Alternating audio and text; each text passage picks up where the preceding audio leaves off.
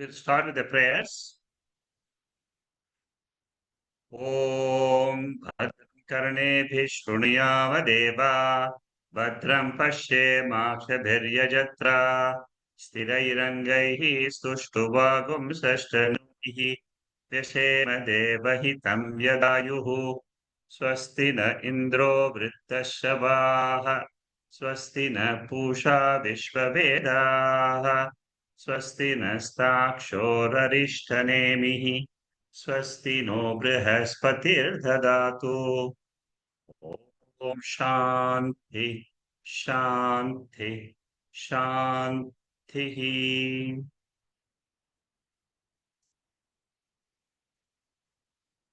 We are doing Mandukya Upanishad with Shankara Bhashyam, and we are in chapter 3.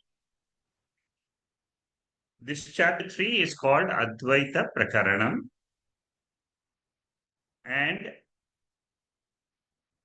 this is the most important and a challenging chapter because Veda gives a vision of the world which is very different than our normal vision. First of all, to understand the vision it requires a subtle mind, sukshma buddhi. The gross mind is used to the gross objects of the universe. So that gross mind has to be converted to a subtle mind. That is possible through repeated shravanam for a length of time. Systematically listening to the scriptures for a few years gives us the Sushma Buddhi.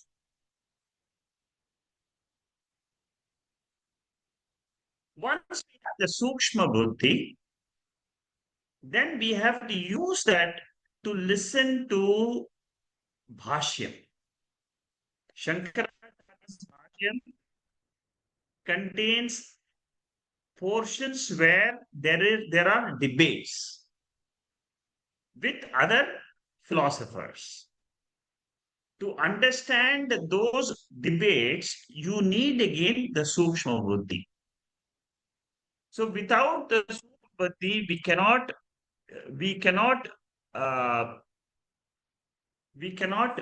have the Atma Jnana.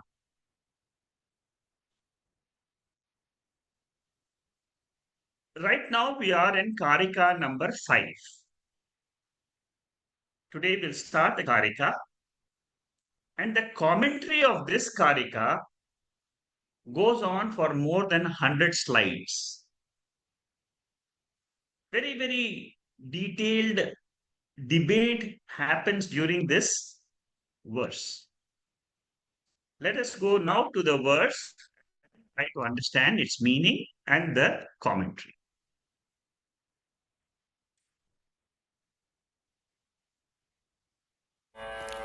यथैकस्मिन् घटाकाशे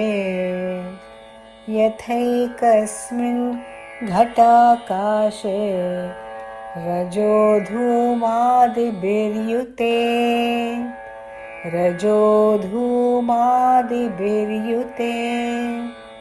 न सर्वे संप्रयुज्यन्ते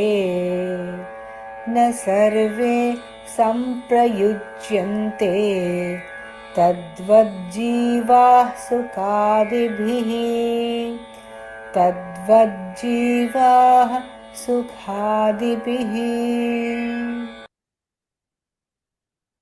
From the 3rd verse till the 9th verse, Gaudapadacharya uses the space example. So we are going to discuss space and Atma from we have started from the 3rd verse. We are going to discuss this till the 9th verse. This is a very important portion of the chapter 3. Space is very, very close to Atma. It is the first born from Atma. Space is all pervading. Wherever you go in the universe, you have space. Wherever you go in the universe, we have Atma. Atma is Sat and Chit. Existence principle and consciousness principle. Both are invisible. Space is invisible. Atma is invisible. So we have a lot of commonalities between these two, uh, between space and Atma. As we go by, you understand more and more about the attributes of space. One very important attribute of space is Tangatva. It is not related to, it is not related to any object in creation. It accommodates all objects, but it is not related to them. Atma consciousness is associated with all the experiences, but it doesn't have an attachment to the experiences. Suppose it had attachment to the experiences, it would not be able to leave an experience. We have so many experiences in life. Atma is only a revealer of those experiences. Mind, together with the sense organs, are the cause of the experiences. So, Atma is Asangaha. Asangaha means relationless. Space is relationless. Atma is all pervading. Space is all pervading. These are the two main features we should keep in mind throughout this study for the next 3 to 4 classes. Because we take this fifth mantra and Shankaracharya's commentary on them. A lot of debates are there. So keep this in mind. What is the basic, what is the gist of this mantra? We have space in a pot. The spot may have smoke or dirt. But the smoke or dirt in a pot does not contaminate the space. This is the example. When it comes to consciousness, the Karana Shariram and Sukshma Shariram may have got papam, punyam, they may have got vrittis, good thoughts, bad thoughts. None of it affects Atma Chaitanya. You may have sorrow in life, you may have happiness in life, but none of them affect Atma. Therefore, I can say I am ever free. The mental experience of one person is not the experience of all the persons. This is another point which will be discussed in detail as we go through the commentary. So this is the gist. Now let us understand how Shankaracharya explains this mantra, which is a very long commentary, but very, very useful for a seeker to understand the intrinsic nature of consciousness, which happens to be my real nature. Dust from one room does not contaminate the space in another room. Experientially, we have two types of rooms. One is contaminated, another is uncontaminated. Experientially, we have got people who are happy, people who are sad. But sadness and happiness belongs to the mind. It does not belong to the Atma. The Purva Pakshi thinks and explains it in a different way. We will see where it comes. So here what we have to understand is smoke does not affect the space. Shankaracharya's Bhashyam 426. He just gives the explanation of what I have discussed so far. What he says is bodies are many. Bodies are many. They are in one supreme being. That supreme being is called Chaitanya Paramatma. The birth and death is of the body. There is no birth or death for consciousness because it is eternally there. This is a very, very important point in our teaching. I am Atma. When you say, you immediately this idea should come. I am eternal. I am not affected by time.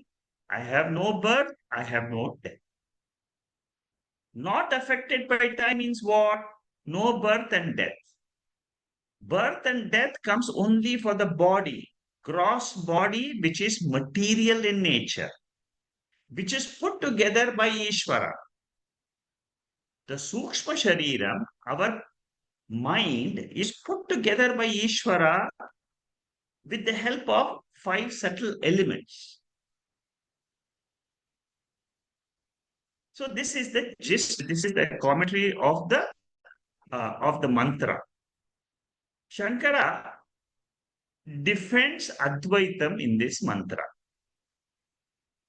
First of all, he defends Advaitam is ultimate truth. Consciousness is Advaitam. There is no duality in consciousness. There is only singularity in consciousness. Minds and body are plural. This is one type of argument. It's called defensive argument, where we state this is the nature of art. Then the second type of argument is when Shankaracharya goes in opposite mood, where he points out the defects of other philosophers in their own philosophy. We will see how as we go by. In the next portion of the commentary, Shankaracharya starts the negation of Sankhya Matam. There are two main philosophers which are taken up in this fifth mantra. One is Sankhya, another is Vaisheshika. So he writes 2 pages of commentary in Sanskrit for Sankhya. He writes 3 pages of commentary in Sanskrit for Vaisheshika. These 5 pages constitute his entire commentary on this fifth mantra. Let us first take up Sankhya. Try to understand what Sankhya says and how Shankaracharya negates Sankhya. Purva Pakshi asks the question to Shankara, is Atma one?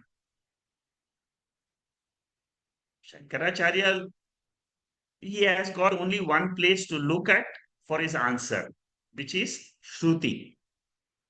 He says, the Shruti says Atma is one, and there is no Bheda in Atma. There is no difference in Atma. What are the differences which are possible in the world? A Jiva and a Jiva could be different. Jiva and Ishvara can be different. Jiva and Jagat can be different. Veda says in consciousness there is no Sajatiya Bheda, Vijatiya Bheda, Swagata Bheda. There is no difference at all. There is only one mass of consciousness. That is what mantra number 7 of Mandukya Upanishad says. The Upanishadic mantra. Prajnana Ghanam. One mass of consciousness that alone exists in the absolute form. In the relative form, we can see differences. Jiva to Jiva, there is a difference. Jiva to Jagat, there is a difference. Jiva to Ishvara, obviously there is a difference. But here Shankaracharya is talking from Paramarthika Satyam. And he boldly says there is no difference in Atma. One of the very important mantras for Advaitam is Ishavasya Nishadic mantra, which we will see once we go through the commentary. This mantra will come. Bhagavad Gita also gives the space example. Akashavat. All bodies exist in one Kshetrajna. That Kshetrajna is compared to Atma in chapter 13 of Bhagavad Gita. Now, next commentary of Shankaracharya. Shankaracharya says here, Atma is like Akasha. Purva Pakshi says, no, it cannot be like Akasha, because now what is Purva Pakshi, Sankhyas, what do they say? Their main argument is, if one person is sad, other person is not sad. We say that you say there's one Atma in me, one Atma in the other person. I am living in Singapore, you are living in America or in India or in London. And how can you be sad when I am sad? That is the question, that is the argument of Purva Pakshi. In order to solve this argument, Shankaracharya explains this in a very detailed way. Siddhanta means Shankaracharya. What he first says is, you are against your own philosophy. See, that's what I told you. Shankaracharya's offensive argument always is, he tries to go to the Purva Pakshi and says, in your matam itself, it is not possible. In your philosophy itself, this person being sad, another person being happy, is not possible. Why does he say this? In Sankhya philosophy, Atma is asangaha, exactly like Vedanta. Atma is asangaha means relationless. That means bodies can be there, but Atma is not associated with the body or mind. It is required. For the experience, it is required. But it is not related to body or mind. Like sunlight is required for all transactions. But sunlight is not related to any transactions in the or a light. A street lamp is required for transactions below, but the light is not getting affected by the events below. So Sankhya accepts asangatvam, sarvagatatvam, and chaitanyatvam. Sarvagata means all-pervading. which is the nature of consciousness. And there is no sambandha at all with one jiva itself. Forget about other jiva to jiva, jiva to jagat. Shankaracharya says asangaha means Atma is there in this body. It is revealing the body. It is in this light of consciousness. I am experiencing the body and the mind, and this class is going on. All this is revealed by what? It is not revealed by the Jadam body or the Jadam mind. There is a factor in all of us. You are able to hear. I am able to speak. But what is that factor which makes all this possible? It is Atma. That's what Shankaracharya says. Awareness is a spiritual principle. Consciousness is a spiritual principle. It does not have relationship with the matter. So, if Sankhya accepts that Atma is asangaha, Sankhya cannot raise the question of relationship of happiness of one Atma and relationship, and how come the other Atma is sad. That is what Shankaracharya is. See, brilliant example, brilliant way to argue when it comes to Vedanta. Sankhya says Atma has no sambandha with Sukham and Dukham. All emotions belong to the mind. Both Sankhya and Advaitam, they accept this fact. In Bhagavad Gita, 13th chapter, there's a very beautiful verse. Ichha dvesha sukham dukkham sangaste chetana dhritihi etat namasena savikaramudatam. All the qualities of the mind, like desire, hatred, pain, pleasure, pain belong to the body. All this is kshetra. Kshetra means the field of against the anatma. These are all modifications of the panchabhutas. Mind is a modification of the five elements. Body is a modification of five elements. The world outside is a modification of five elements. But beyond this body, mind, and the world, there is an Atma which is not associated with the universe or with the body or mind. Therefore, there cannot be any association with of a jiva with Jagat, or jiva with Paramatma. This is Shankaracharya's excellent commentary. So, plurality of mind is our experience. My mind can be different, but there is no plurality in consciousness, which is a revealer of this Atma. Atma means basically it is a revealer of the vrittis in the mind. All vrittis in the mind, whether it is a perceptive vritti, or it is a memory, or it is a deliberate thought, everything is a vritti, and that is what is called as jnana adhyasa. Without this adhyasa, jnana adhyasa, there is no universe at all. Atma alone is. That is the revelation of Mandukya Upanishad.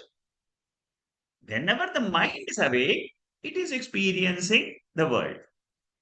When the mind is not experiencing the world, which is in the sleep state, Atma continues to exist. And that Atma's existence is called as Sat and Chit. See, this is the way, and therefore, how is it Advaitam? Atma is Advaitam, body mind is Dvaitam, body mind is Mithya, it doesn't have an independent existence. Atma has an independent existence. Therefore, we hold on to Atma as a real intrinsic nature by correcting our error. What is the error we all make? I am born, I am sad. All these are errors in our mind. You drop the mind and its thoughts. What exists is I. In Patanjali Yoga Sutra, see, in yoga philosophy, there is a sutra, like we have Vedanta sutras called Brahma Sutra.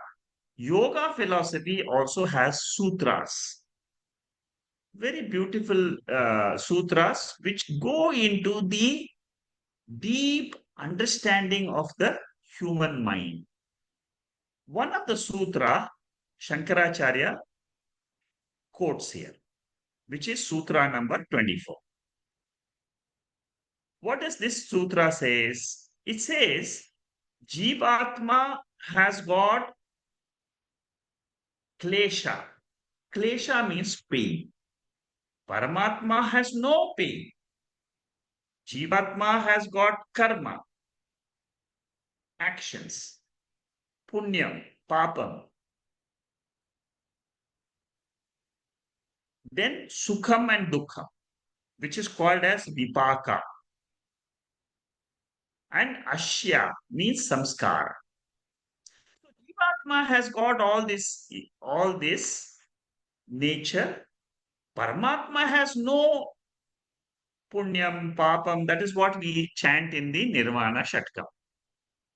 So if Jiva is Asanga Swarupa, how can he ever have pain or punyam or papam? Asanga means relationless.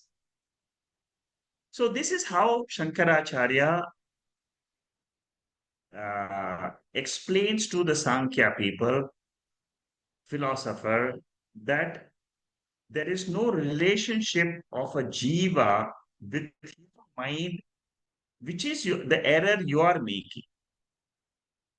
You are saying there are many jivas because of many minds. If you say there are many minds, I accept.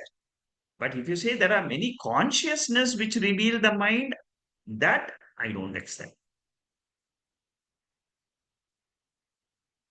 Okay, so this is how the debate continues. The Purva Pakshi gives us silly pramanam. That is the next paragraph. Shankaracharya says, Sankhya builds a complete philosophy based on a wrong assumption. What is the wrong assumption? That jivas are many, bahutvam.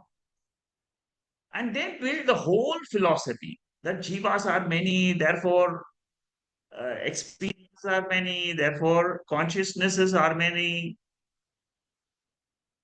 They don't go to the root of chapter 13 of Bhagavad Gita, where it clearly says Kshetram is different, Kshetrajna is different. Emotions, passion, Sukham and Dukkham, they all belong to the Kshetram.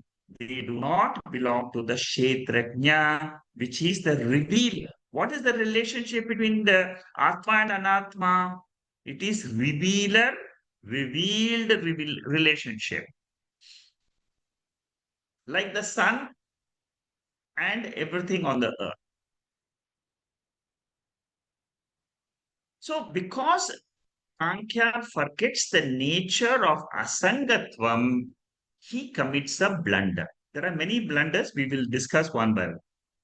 So emotions are what? Emotions are temporary objects of knowledge during the Jagrat Avastha in the mind of a person. The mind of the person keeps on changing. Today he has the pain. Tomorrow he may not have the pain. But pain is experienced where? Not in Atma. It is experienced in the mind. Therefore, If I experience the pain, it doesn't mean other person will experience the same pain. Because pain is belongs to the mind. Mind may be different. My mind is different than your mind. So if I am sorrowful, you may be happy. That is what Shankaracharya is explaining here. I am the Kshetrajna. I am the seer. My uh, my nature is asangaha. I am all pervading consciousness principle. Body mind is not all pervading. Wrongly, I am assuming I am the jiva. Therefore, I am suffering. This is how Shankaracharya is explaining. See, when you go through these analysis, we can also correct our understanding about ourselves and also try to understand our real nature as Atma. So, the first mistake is which the Sankhya people is making is Jiva has got actual real emotions. What do we say? All emotions are abhasa. Abhasa means what? They are seemingly there. And Atma's job is only to reveal those emotions. It is not a function of Atma. It is by presence. Mere presence of Atma, the emotions get revealed. What about bondage? Bondage is a conclusion of a jiva. That means it is a thought in the jiva's mind. So, whenever we say I am sad, I am sad, you say my mind is sad temporarily. Tomorrow, day after tomorrow, when the situations outside change, you may be in good spirits. Mind will change, the thoughts will change. What doesn't change is consciousness, which is always revealing a sad mind or a happy mind, a wakeful mind or a sleeping mind. So our conclusions have to be correct. I am Jiva with reference to the body has to be changed to I am Jiva as consciousness, eternal principle. See how beautifully Shankaracharya helps us to understand our real nature. We study and own up Nirvana Shatkam. Or we have meditated on this Nirvana Shatkam many, many times. I am not the body, I am not the thoughts, I am not the emotions. All these we remember and we try to understand why.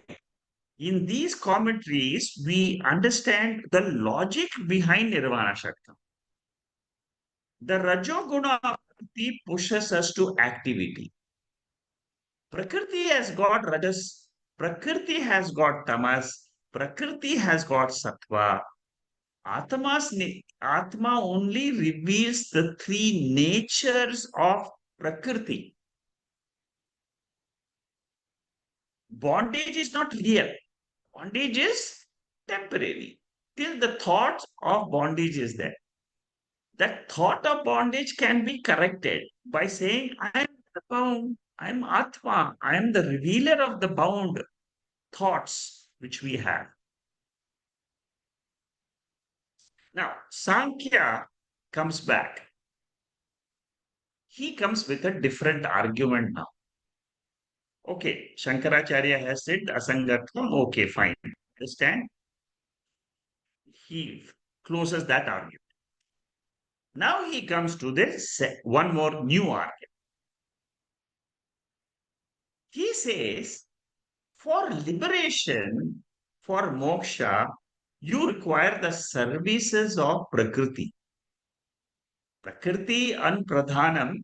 Prakriti means five elements. Nature, which is Jadam.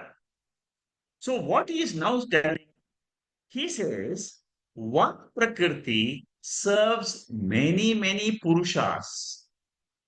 He still goes on saying there are many He has not dropped the idea that there are many jivas. He continues to make the same mistake. Till the end of this fifth mantra, you will have to assume that Sankhya is a philosopher who does not accept the consciousness as one, Atma as one. He always thinks that jivas are many. Superficially saying, yes, he is right. There are so many bodies, so many minds, there are so many jivas. Jivas are born, jivas. These are all the language which we use in our common parlance. That language needs a correction. Jiva is not born, Jiva is eternal. How do I know this? Only by coming to the Mandukya third chapter. Infinite Jivas means infinite Atmas according to Sankhya. Jiva, the main thing is he forgets his own principle of Jiva can't have karma. Jiva cannot have dukkha because he is asanga. See, in one portion, Sangha accepts the asanga. In the other way, when it coming to debate with Shankaracharya, he forgets his own matam and then he starts talking about many jivas with many sukham and dukham experiences. I hope you're getting the argument clearly.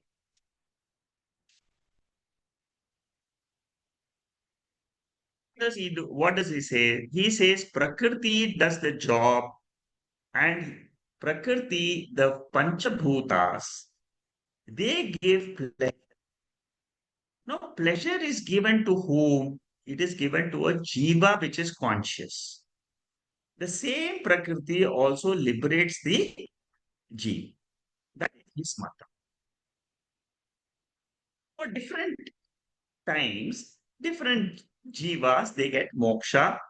What gives them moksha? It is the service provided by the Prakriti.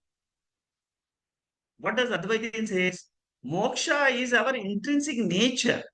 There is no service required by panchabhutas at all. But this is the way Sankhya puts his argument to state that jivas are many. So this is Purusha, which is the argument of Sankhya. Prakriti, what does Advaita Shankaracharya says? Prakriti cannot give anything to Purusha because Purusha is Asanga. See, suppose you have a principle where consciousness eternally there, it is never related to the body, then this statement is very true. Bodies come and go as per the law of karma, but that is not affecting Purusha at all. Purusha is, see, one basic principle we should keep in mind is I am consciousness principle eternally. Nothing happens to me during all my life. Bodies are born, bodies will go, but consciousness is unaffected. Suppose I understand and I claim this as the truth. The subject, am consciousness. I am not at all affected by the conditions of the body or mind. If you can accept this fact, you are a Mukta Purusha. You are a Jivan Mukta. Okay. So the next portion of the commentary is some revision portion. The main thing which we're discussing here is what is the relationship between Jiva and Paramatma? What Advaitin says is Jiva is Paramatma. There is no difference between Jiva and Paramatma. They both are nothing but one Atma, which is Asangaha, which is all-pervading, which is timeless, which is spaceless, There are no limitations in the jiva. Knowing the jiva's nature, I can be ever free. Jiva, when it comes to identifying with the body, we say Jiva is born out of Paramatma, exists in Paramatma, resolves into Paramatma. This is when I am looking at it myself from the body perspective. I can look at myself as conscious, then I am ever free. I can look at myself as the body or the mind, and then keep on suffering in the world because I don't know my real nature. Real nature is I am never born. You see, this one is a very, very difficult statement to accept for a gross mind. A gross mind will only look at gross things. The gross mind is unable to look at the subtle nature of the world. Advaitin says in Taittiriya Upanishad, Yato va imani bhutani jayante, ena jayanti jivanti, that from which beings are born, that from which beings exist, sustain, that to which the beings are resolving, that substratum, adhishthanam, is called as Atma or Brahman. This is only for a junior student. Suppose a person understands the Atma's nature as Asangaha, then all this is not required. This is the starting. For a junior seeker, we say there is a Paramatma. That Paramatma is not Jivatma because identifying with ourselves as the body or mind. So for a junior student, we always say jivas are many, but we use Sankhya in the beginning, but we drop this Sankhya's philosophy in the end. What is Sankhya saying? Jivas are many, they are different, they are in superior lokas, inferior lokas. Here he is referring to the jiva's mind. Mind has got utpatti, it has got sthiti, it has got laya. Sankhya assumes, he thinks that whatever is being experienced in the world is a fact. That is where he is making an error. What does Vedanta says? Vedanta says, what are all experiences are appearances, and these appearances will come and go. Nothing will affect me as Atma, Turiya Chaitanya. Container bodies are many. In that container, the content is Atma. Like the space. A room has got 5 liter space, 100 liter space, volume of the space is big and small. A stadium has got a huge space. Cosmos has got the infinite space. Space can be said to be different because of enclosure, the wall surrounding it. Similarly, consciousness can be said to be consciousness, big consciousness, but this is only with reference to the body.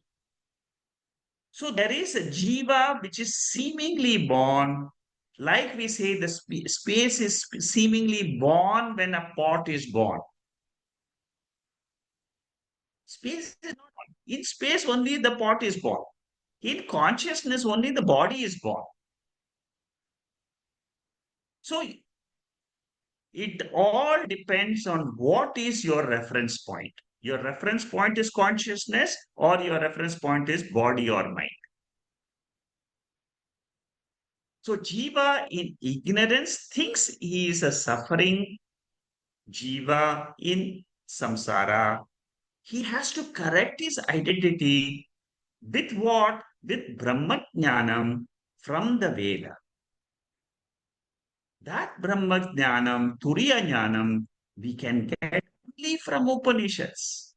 Therefore, for an Advaitin, Upanishad is the primary pramana, which says, I am free. So, with the help of the strength of the Upanishads, I have to claim I am the consciousness and I am ever free. Mandukya Upanishad, third chapter, there is a Karika. We have not gone to that, but Shankaracharya refers to that here. Na kaschit jayate jivaha. No jiva has got a separate existence on its own. That is the fundamental truth of this chapter 3. What we have to understand is Advaitam is the truth. Advaita Atma, non-dual consciousness. The world which we experience is mithya. There is another verse which is quoted by Shankaracharya very often is na nirodho na chotpatti dho na cha sadakaha na mumukshur naivai muktas itesha paramarthatha. Very, very beautiful verse of the second chapter, which we have finished. Very important verse for Advaitins. Ultimate truth is Brahman alone exists. Jiva, Jagat, Ishvara is Mithya. Therefore, that famous sentence, Brahma Satyam, Jagan Mithya, Jivo Brahmaiva Naparaha. Again and again, Shankaracharya keeps that mind in his mind, that fundamental truth of the whole universe. Mithya is what is the Jagat. It is an appearance like the dream. In dream, maybe don't know that it is Mithya. Only after waking up. In waking up, we wake up to this knowledge of the Veda. We don't have to go to sleep to understand that I am Advaita. That in Jagrata Avastha, understand the nature of Atma as Asangaha. One word in Sanskrit can make complete change in your attitude in life. One word, Asanga. It comes in Brihadaranyaka Upanishad also. Asangoham, Asangoham, Satchidanandoham. That is my real nature. Not understanding this Asanga nature, Shankaracharya, Sankhya people, they make a big blunder. That is, jivas are many, they are born, they die, they have bhoga, they have liberation, they have in bondage. All these are wrong conclusions. Sankhya is closest to Vedanta, but it makes a blunder. There are two philosophers which I said in the beginning we will discuss, Sankhya and Vaisheshika. Yoga and Nyaya are also similar to Sankhya and Vaisheshika. Normally, we combine Sankhya Yoga and Nyaya Vaisheshika. They are pairs of philosophers. Next, Nyaya Vaisheshika refutation. So far we have done Sankhya Yoga refutation. So one philosopher is over. The next philosopher is now coming. And here, it is a different argument. Just to try to understand. See, these arguments and debates are only useful to sharpen our own intellect, make our own intellect sharp, so that I understand the nature of Atma, which is my real Swarupa. So here Vaisheshika's refutation comes in of Atma Bahutvam like Sankhya. What do, what do they say? They have a very funny philosophy which we see. Each Atma is all-pervading. Each Atma is nature of consciousness, asangaha, sarvagataha, chaitanyam, and there are many. Atma is many is the fundamental mistake committed by other philosophers. Atma is ekam. That is the truth. Atma is here. Vaisheshika is asking the question, Shankara, is Atma karta or not? Who is the karta? Who is the doer? Shankaracharya says, Prakriti's kartatvam is transferred or superimposed to the Atma. It is a transferred Prakriti which is the karta. Purusha by its own nature is akarta and abhokta.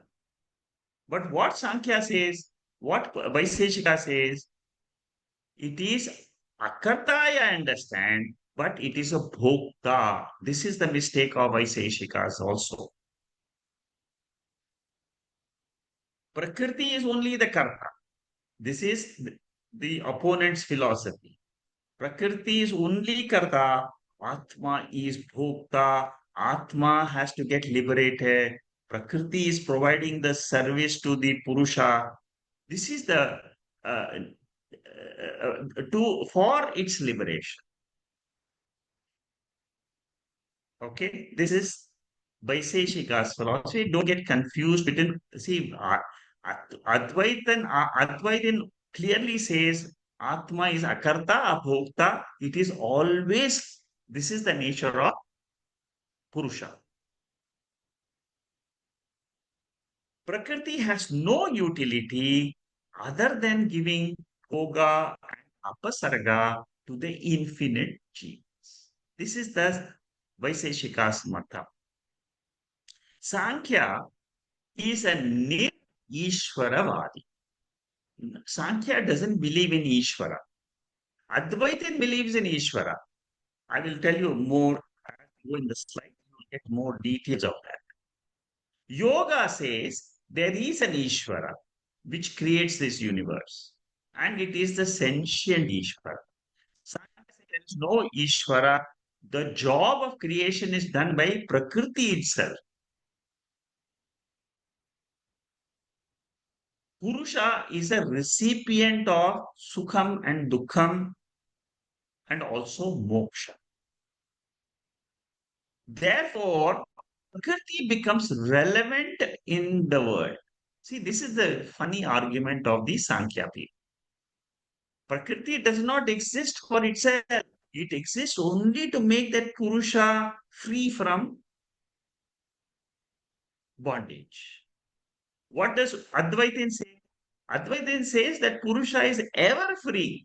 It doesn't need the job. It doesn't need Prakriti's help. What we need is a correct understanding of the Veda, which is a pramanam to say, I am Atma. This Atma is Asangaha. This Atma is ever free. See how brilliantly Shankaracharya explains this to the Purva 2500 years ago. The same thing is relevant even today. These bhashyams and commentaries for those people who are interested in moksha will always be very useful because you can't go anywhere in the universe to know your real nature. Come to Veda, understand the Veda clearly, and become.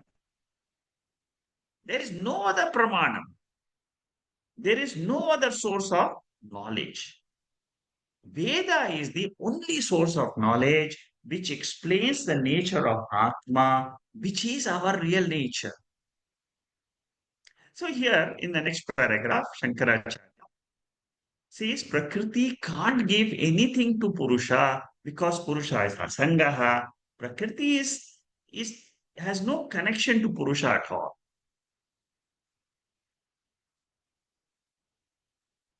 Then Sankhya, Vaisheshika, the other philosophers, what do they say? They say, what is the benefit of Prakriti joining Purusha? If Prakriti joins Purusha, then only Sukham and Dukkham, Priya, Moda, Pramoda, Dukkham, Moksha, that this will be experienced by the Jeev. Purva Pakshi says, one Atma which Advaitin is putting forward, it is a wrong argument. If one Atma alone is there, all contradictory attributes of Prakriti have to join this one Atma. Bandha and Moksha have to join the same Atma. But how can Bandha and Moksha join one Atma? Assumption of different Purusha is logical to give relevant existence of Prakriti. These are all the wrong statements of Purvapakshi. Shankaracharya says you are wrong. How does he say you are wrong? We go to the next topic, which is 430. Now, Shankaracharya comes with an offensive argument here. He says, you contradict yourself in two places. You say Prakriti gives different experience to different Purushas. You must accept first there are different Purushas. While mentioning the nature of Purusha, you say Purusha is Asangaha, Nirvikaraha, Nirviseshaha, Nirgunaha. But it comes to relevance of Prakriti, you say Purusha is the one which is getting benefit out of Prakriti. You're contradicting your own mata. You can't say Atma is Saguna and Atma is Nirguna at the same time. You can't say that. Shankara does not accept sambandha between attributes of Prakriti to be superimposed on Purusha. As a fact, see, Veda say, what does Advaitin says? These are all attributes of Anatma, which is superficially, seemingly superimposed on Atma. It is seeming for Advaitin, for Sankhya and other philosophers, it is a real transfer. So, how Purusha can get the benefit? In Vedanta, we accept function of Prakriti. See, Sankhya, Yoga, and all that, they say the function of Prakriti, the main reason why Prakriti, the panchabhutas, the nature are there, is to satisfy the Purusha, the consciousness. It is a wrong understanding. This is, they say it is, they function for satisfying the Purusha. See, these are all ideas, these are all concepts. We have to go through these type of debates to understand the real nature of mag. Here, a very beautiful example is given, magnet.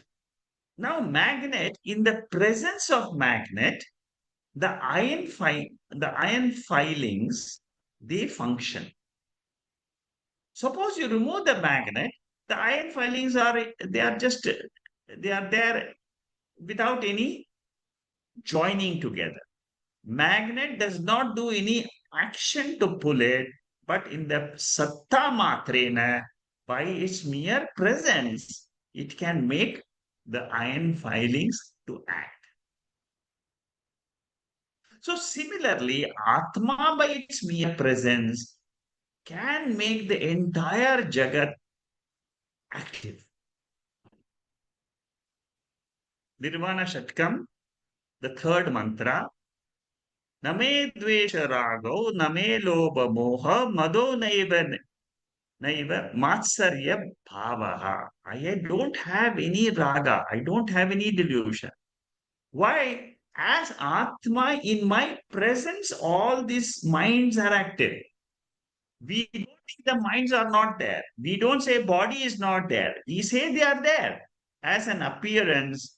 But what is the fact is Atma is reality. Bhagavad Gita says, Maya dakshena prakriti sacharacharam. Hetunanena kaunteya jagata viparivartate. In my presence, Lord Krishna says, the whole Jagat is acting. Beautiful verse of the ninth chapter. By my mere presence, like the magnet, by my mere presence. So what should I understand? What should we understand? By mere the entire anatma world going, coming and going, waking, dream, sleep, waking, dream, sleep. I don't get attached to the body or mind. I stay alone, asangaha. That is my real nature. I am consciousness. Chaitanya Swarupaha. Astamalika Stotram. Very, very beautiful stotram. It says, Nityo Upalabdhi Swarupaha Aham Asmi. What is the meaning of this? I am Nityaha. I am Chaitanya Swarupa. I am consciousness principle. See, the importance of consciousness you can understand from all this commentary. The importance of the nature, intrinsic nature of Atma can be understood by these commentaries. So the plurality assumed by Sankhya is arthapatti pramanam. Because I see plurality, because I see rainwater, because I see clouds are wet in the morning, I assume there must have been rain yesterday. That is the example we give for arthapatti. Arthapatti is one of the sources of knowledge. Because the jivas are active, they make an assumption that Atma is active. This is by seeing something, you presume something else. Sankhya has no pramanam to establish the plurality of Purusha. No pramanam in the entire Veda which says Purusha, the consciousness is many. No pramana. You can search the entire 10 Upanishads. You can never get a statement which says Purusha is many. Jiva is seemingly many because of body identification. Consciousness is the most mysterious thing in this universe. And that is the topic of Vedanta. Most mysterious because it is invisible. Science creates consciousness, says consciousness is produced in the brain of a person. It is a neuro impulse, electrical energy in the brain. It is an electrical energy in the brain. It cannot be consciousness. It has to be an inert impulse only. Because brain is made up of panchabhutas. From panchabhutas, you cannot have You can get a panchabhuta impulse, but not consciousness. Consciousness is a spiritual entity totally different from material, body, mind, or panchabhutas. There are 12 schools of philosophies which we discuss in Vedanta. Six schools are astikas. Six schools are nastikas. Buddhism is nastika. Jainism is nastika. There are four schools of Buddhism. There is one school of Jainism. There is one school of um, of there's one school which talks about materialism. Okay, so those are six schools which are Nastika. They don't believe in Veda at all. Then there are six schools which believe in Veda. What is the schools? Sankhya, Yoga, Nyaya, Vaisheshika, Purva Mimamsa, and Uttara Mimamsa. These are the six schools. We are discussing here four schools. But other schools also commit the similar mistakes, which we study in Brahma Sutra, second chapter. What is consciousness? Consciousness is the only way to understand and realize my true nature. I am the subject, world, I am Atma, body, mind, and the universe is Anatma. This is called as binary form.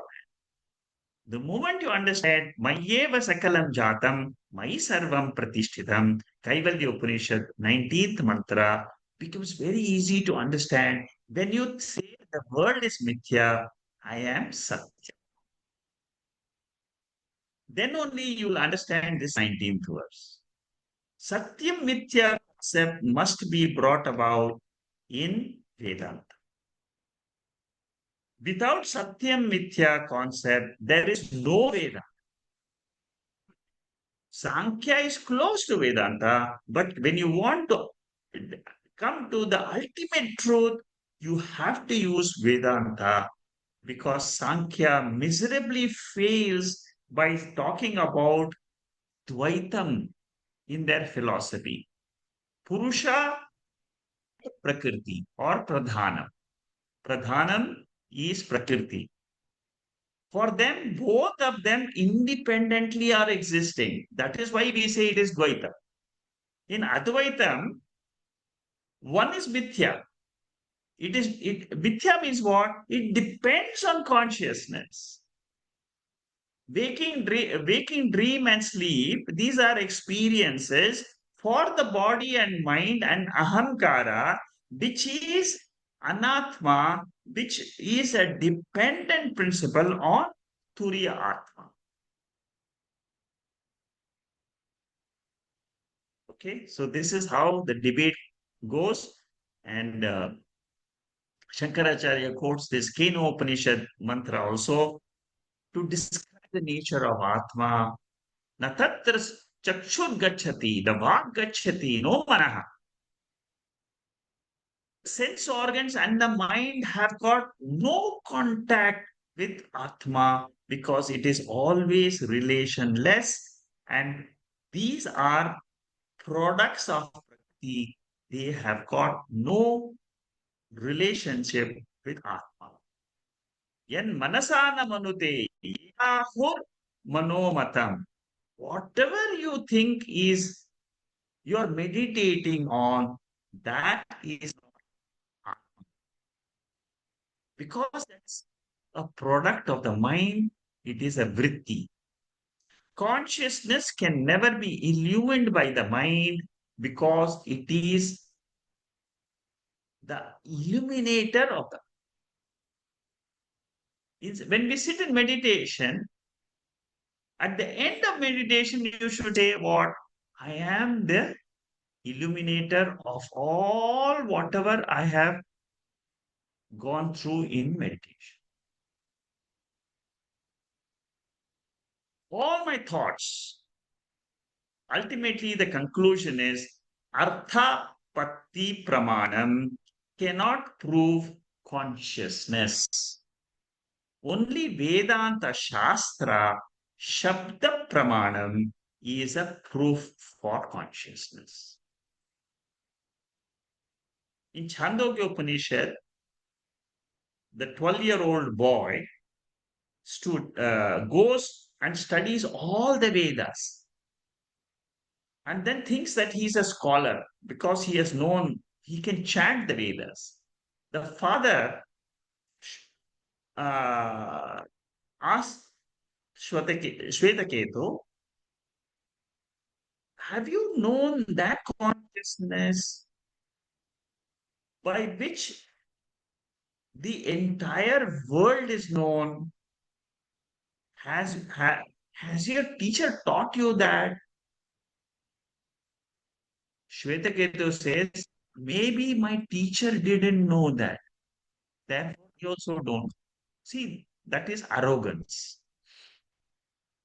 Aitariya Upanishad. See, these are all statements of Upanishad to give you the importance of this Atma.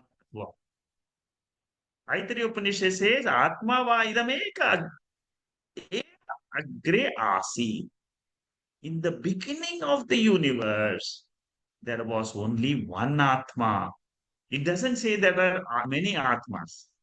So these are all the pramanams to prove Eka Atma. And consciousness is Asanga. Bondage and liberation belongs to the thoughts in the mind of a Jiva. Jiva, which is that pure consciousness, wrongly identifies with the mind and says, I am Paddaha Aham Muktaha. This is the error which throughout our talk today we have understood that this error needs a correction. I am ever the Atma. I am not the mind which comes and goes. It is just an experience of thoughts, perceptions, that's all. Like we have got Brahma Sutra, Patanjali, the philosopher behind the yoga philosophy, also has written Yoga Sutras. Similarly, we find in Nyaya philosophy also, Gautama Rishi has written Nyaya Sutras. Vaisheshika Sutras are also there, written by Kanada Muni. Then we have Purva Mimamsa Sutras, which are written by Jaimini Rishi. Jaimini was a disciple of Shankaracharya, but he differs in his sutras, he differs from Shankaracharya. There are different philosophy. The idea to give you this detail is there are 6 Astika Pranams who accept the Veda Pramanam, but they all commit the mistake of many Atmas and Dvaitam. What Shankaracharya talks about is Advaitam. Advaitam is the ultimate truth. That is the subject matter of our study of the 5th mantra of chapter 3. With this, I will stop today. Om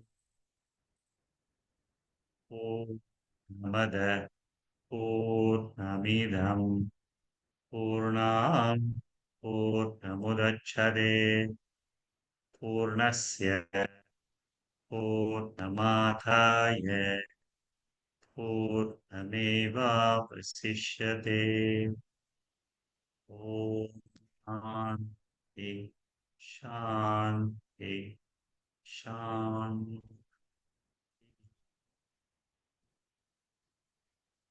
I don't see any questions on the chat box. In case you have any questions, please raise your hand so that I can ask you to. Harivam Shekharji.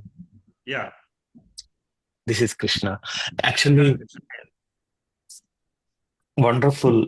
Actually, it is a very complex topic today. The comparison between all the Astika and Nastika, and also within Astika, Nyaya Vaisheshika and Sankhya Yoga, comparing with Advaita Yeah, from Shankara's point of view. But the thing that stands is that, as you have indicated, Sankhya is Advaita philosophy, and where their concept is that there will be Prakriti and Purusha, both are there, both are real, and only the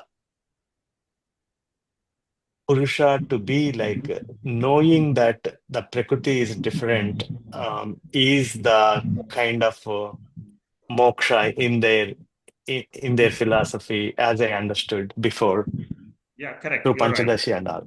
Yeah, And that is Nirishwara Sankhya, and Ishvara Saishwara Sankhya is the yoga, and where we bring the concept of Ishvara, that who will be another, I mean to say, superlative Jiva kind of entity, whom we will be following or getting to know through Ishvara, through the sublimation with the Om and Ishvara Pranidhana, as per the Yoga Sutras. But there also it is almost the philosophy is equivalent to Sankhya, that it is like Yogaha Chitta Vritti Nirodha, that getting into that Samya state of Trigunas in the Prakriti, and thereby abiding as the Purusha.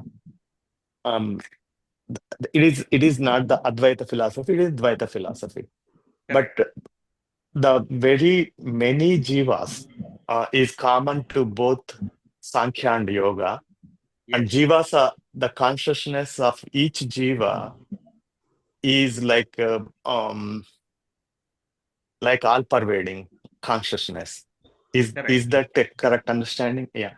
And Yes, you're then right. all of them are asangas. Correct. So I think Yeah, when we see that one, that the clarity is there, that if it is an asanga, how does the karma theory works? That because all these schools of philosophy agrees with the karma theory, and as the jiva goes on to different lokas and also comes back into a human form or any other form, then how does the connection between that conscious self and the mind and intellect, as one comes into the body? Because in any loka there should be a body to experience the experiences of that loka. I mean to say that if somebody goes to Swarga or Pitraloka or something like that, as the Purana says, that there should be a connection between the mind and the intellect, because this jiva, the individual who has been continuously going through this karma cycle, will be transitioning between these lokas and coming back. Is my understanding correct, Shekharji? absolutely, absolutely right. Krishna, your understanding is perfect.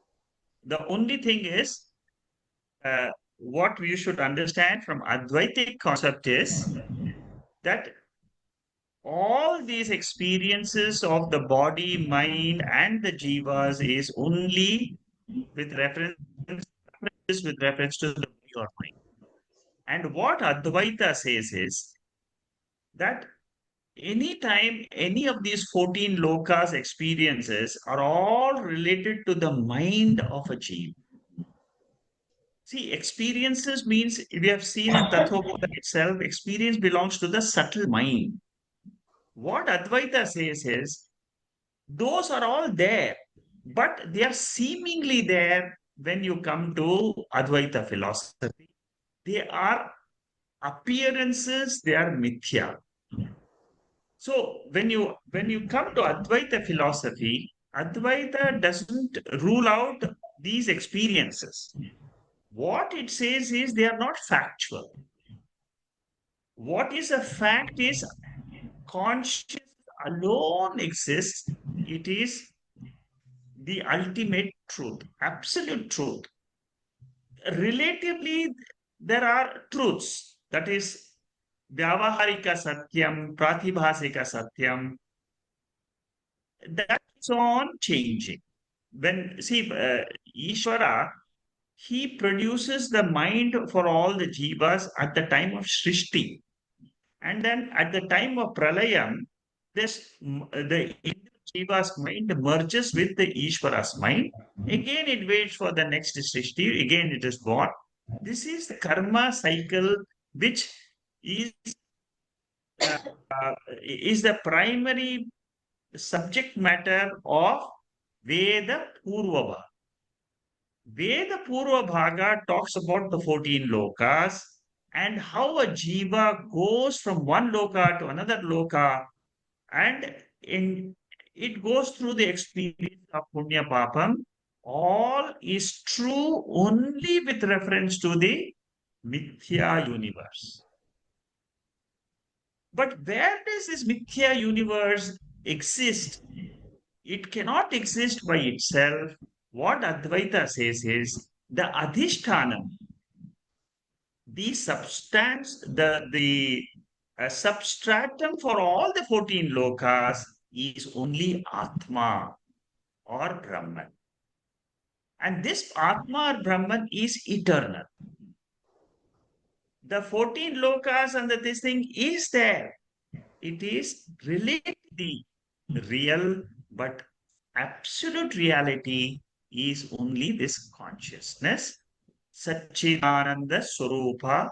That is why Nirvana Shaktam, it always ends with I am that pure Shivaha, that pure consciousness in which experiences are there coming and going for the mind. See, as long as we are the mind, there will be experiences, either as a dream, either as a waking state, either as a sleep state. And these three states will keep on, that is what is called as samsara. When the jiva drops the body, he only drops the sthula sharira, only the gross body. The jiva continues. You see, for example, even in our waking state, we don't see our mind, but we all know that there is something called as mind. So, Yes, sir. I totally understood what you said from the Advaitic perspective, and I have no conflict in that part. yeah, My question is that when we are talking about all other Astika schools of philosophy, they also tag this karma to the instance of this subtle body, where they go to various lokas and enjoy those things. I mean, Kshine Punye Matyalokam Vishanti is common to all of these. correct. But how do they tag? Because there are innumerable jivatmas, all are asangas, and all are all-pervading, and these minds are also innumerable. That the number of individuals are there, and then how each of these mind will tag to the right jiva who is asanga in the other lokas is the question. I mean to say, No, from the Vedantic perspective. that tag is done in Vedantic perspective, tagging is done by Ishvara. The Ishvara puts the mind and the situations and the gross body at the punya papa. Whereas in their philosophies, there is no Ishvara. Some yoga has got Ishvara, but what happens is they stick to their fundamental flaw. In the next class, you will come to know the other fundamental flaws of these philosophers. And of course, Brahma Sutra is the ultimate text for understanding all the philosophers, the second chapter of Brahma Sutra. To answer your question here, what the mistake which these philosophers are making is they do accept Veda. They say yes, Atma is asangaha. But the mistake what they are making is they associate Atma with mind and say Jivas are many, Atmas are many. This is the flaw in their argument, which Shankaracharya brings out beautifully in Mandukya Upanishad. As you go along the next few verses, you up to the ninth verse, you space and this example being quoted by Gaudapadacharya. The fundamental, again, I'm saying the repetition is their problem is they say Atma is many.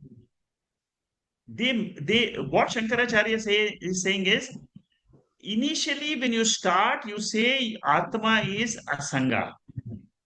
But then when you come down in your arguments, you forget your philosophy as asangatvam, and then what do? You say that how come one jiva's experience is different than other jiva's experience? Number one. Number two, why not all jivas? Suppose you say one atma. See, this is the argument of other philosophers with Advaita. What what do they say? Advaitin is saying one Atma, and therefore, or suppose there is a mind in one, there is a mind in a body, and there is only one Atma in all the bodies. They are saying that experience is the same for all the jivas. Why should it be different? If there is one Atma, ultimately, Atma is the ultimate experiencer. And if there is only one experience, why there is so many different experiences? They are not able to accept the truth that asangatvam must be kept in mind while talking about experiences. That is what Shankaracharya beautifully brings out in this commentary. Wonderful, sir. Well, I mean, I got it. Thank you. I will wait for the next class eagerly. Please wait for the next class.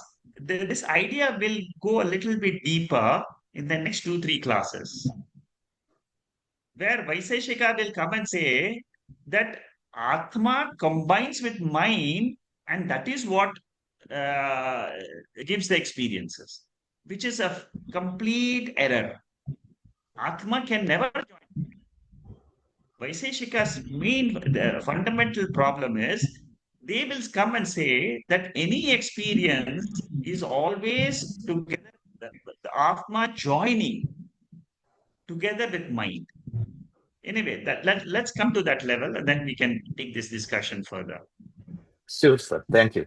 Thank you, Krishna. I'm glad that you are able to, understand this. You have a very good background of different philosophies, and you are able to compare and contrast, and also try to uh, understand what is Shankara. Very beautiful. I'm glad you are a part of this group, and I'm sure you will get a lot of benefit out of this, out of these commentaries which we are going to study in the few weeks. Thank you, sir. I mean, I am a silent listener, and really, I get a lot of enlightenment or more clarity through your lectures and other questions that comes up in the group. But it is most wonderful. I think I'm glad that I'm part of this group. Very good. Thank you. Thank you, Krishna. Anybody else has a question?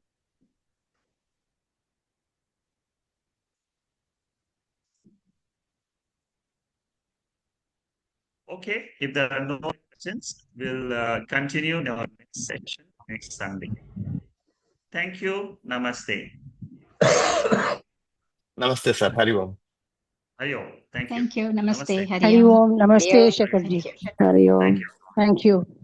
Thank you.